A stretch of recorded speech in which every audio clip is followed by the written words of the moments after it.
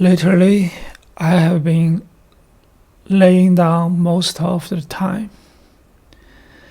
Ever since my body started having problems, I have been in pain everywhere.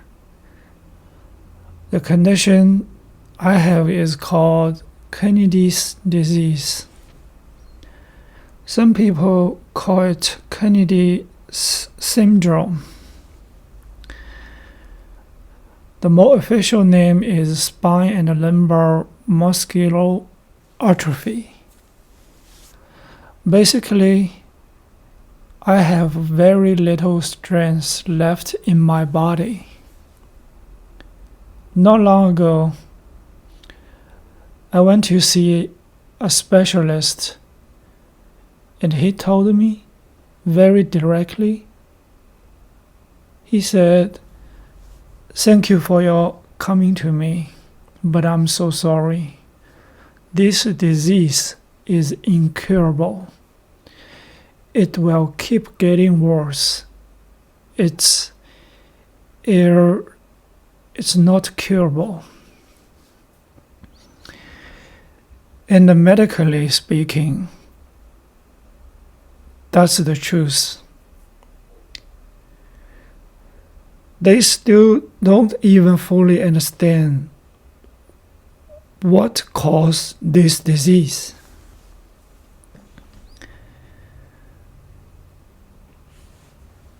I spent a long time thinking how I should recall my life. Because every single day, my body carries this kind of weakness that most people cannot even imagine. The best way I can describe it is like those old Nokia cell phones battery from the 90s.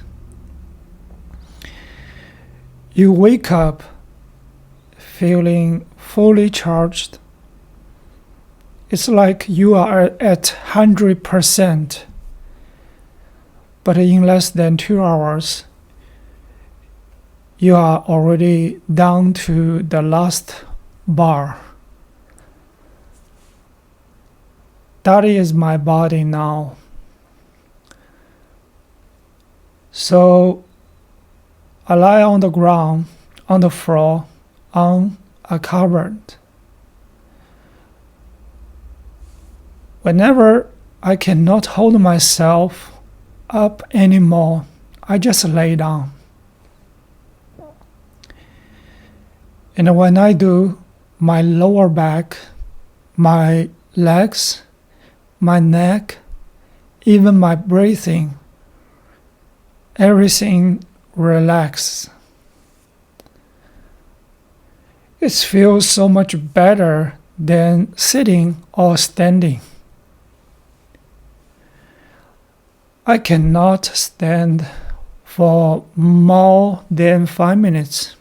Sitting is not great either because my circulation gets worse and my lower back hurts. Because of my muscle weakness, my core is very weak. So there is a constant pain, soreness, strain, even that kind of sharp disc-related pain. A doctor once told me, he said, "You only have about 35% of the stress of a normal adult male." But when I lie on the ground for a moment, I forgot the pain. It's remind me of something.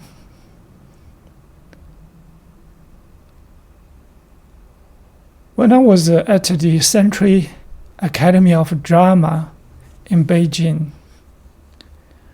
I used to lie on the floor all the time in class. Our classrooms are not typical classrooms. They were like a rehearsal studio space with a rubber floors. I still remember that was a gray color. In our first year, we did a lot of basic training of acting. For example, focus, sensory work, imagination exercises. At the end, we would always lie down in the most comfortable position, especially when we were nervous or had stage fright. Before we had really opened up our nature, our teacher would ask us to start from a position on the ground, because this position is the closest to how we existed in the womb, like a baby in the mother's body.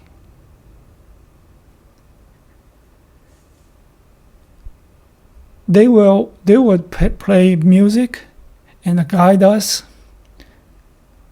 Imagine you are a seed slowly growing, and somewhere in your body a tiny sprout appears. Maybe it's your head, maybe your finger, maybe your toes.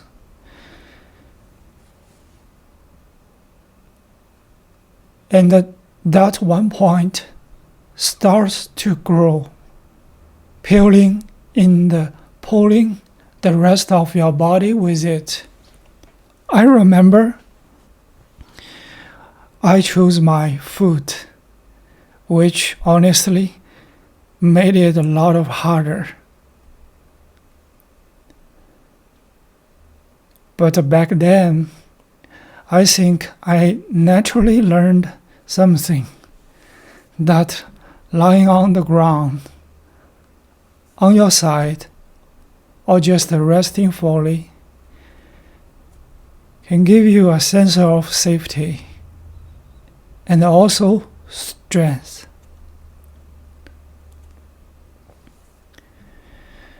After I graduated, when I performed at the National Theater in Beijing, working on stage plays, I was actually someone who got nervous very easily, especially when we were touring, performing on unfamiliar stages. But let me tell you something. Stage fright is actually a good thing, because when an actor or an actress feel nothing at all, that's when it becomes scary. So before a show, we would all lie down the stage. Some already in costume, some half in makeup, some still in rehearsal clothes. We wouldn't talk much. We just lie down there, listen to the space, feeling the stage. Sometimes someone would warm up their voice quietly and slowly. And you start to feel connected to the space, like you are turning into its energy. And that unfamiliar space becomes part of your strength. And then, when the bell rings, when the musical starts, when the stage opens, and you step out and speak out your lines,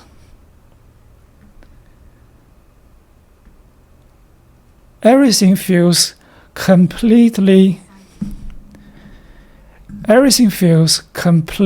different.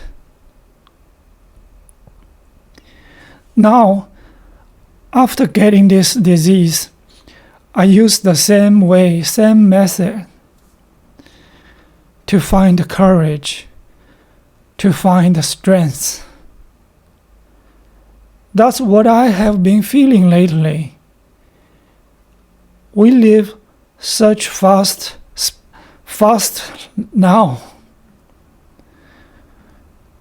We really stop to really feel the present moment, to feel a space, to feel what we have, what we once had, to just breathe. Because for me, the most dangerous part of this illness is breathing. If my breathing fails, it becomes life-threatening.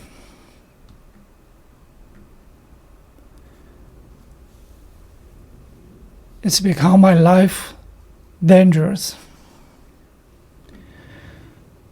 I really want to thank all the people who support me last year.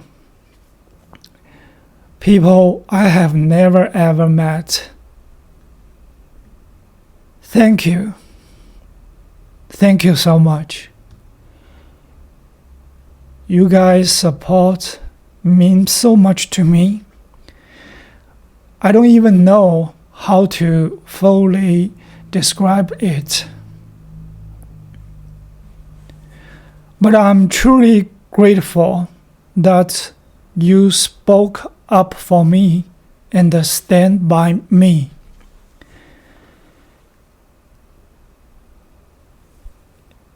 At this point, I don't care about the screenwriting credit for Blossom's Shanghai anymore. I really mean that. Whether my name is on it or not, I have already let it go. Of course, if they still have any sense of respect, decency,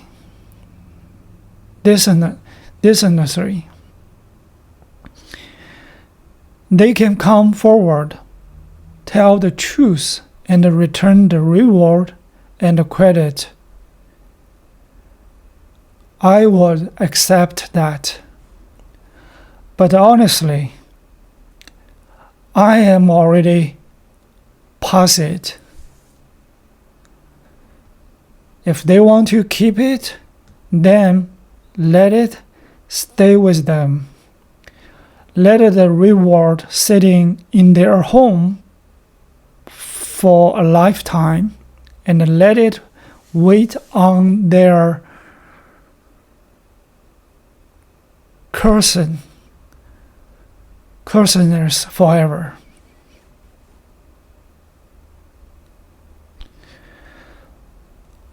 As for them denying everything, hiding, sending people to intimidate to me, and even threatening my 80 years old grandmother, spreading rumors about me. If that's what makes them feel better, so be it. But I will tell this story. I will tell my life. I will tell what I experienced on Blossom Shanghai. Because to me, the truth is the only thing that really matters.